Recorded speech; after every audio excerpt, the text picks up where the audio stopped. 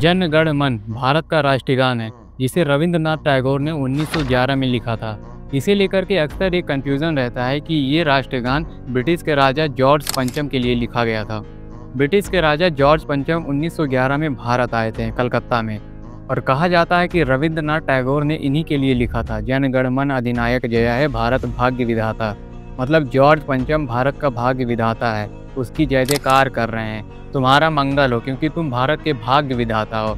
और फिर पंजाब, सिंध, गुजरात, मराठा, द्राविड़, उत्कल, बंग, मतलब भारत के जितने भी राज्य हैं उन सब की ओर से ये कह रहे हैं, तब शुभ नामे जागे तब शुभ आशीष मांगे, कि मतलब तुम्हारा नाम सारे संसार में हो, हम तुम्हारे लिए भगवान से दुआएं करते हैं। इसीलिए लोग इनका विरोध करने लगे। तब रविंद्रनाथ टैगोर ने एक लेटर में लिख के बताया कि जनगण मन अधिनायक जय है, भारत भाग्य विधाता में जो अधिनायक शब्द है और जो भारत का भाग्य विधाता है वो जॉर्ज पंचम को नहीं, वो ईश्वर के लिए यानी भगवान के लिए इस्तेमाल कर रहे हैं, जो भारत के सारे लोगों को एकजुट करता है और जो भारत की एकता का प्रतीक है। अब यह गाना राष्ट्रगान कैसे बना? देखिए, भारत के आज़ाद होने के बाद संविधान सभा में तय करना था कि देश के लिए राष्ट्रगान कौन सा बनेगा।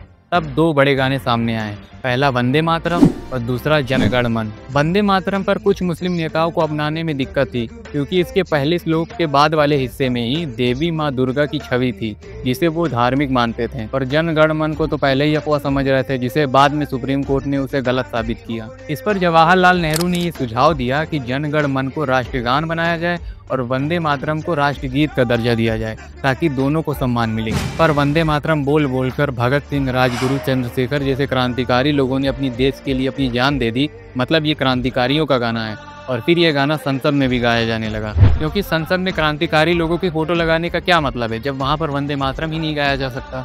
तब 1997 में सुप्रीम कोर्ट ने भी ये कह दिया कि अगर कोई भी राष्ट्रगान में जन गण मन नहीं गा रहा है तो उसे कोई भी सजा नहीं होगी, कोई भी उसके साथ जबरदस्ती नहीं कर सकता, वह अपनी उसकी खुद की चॉइस होगी।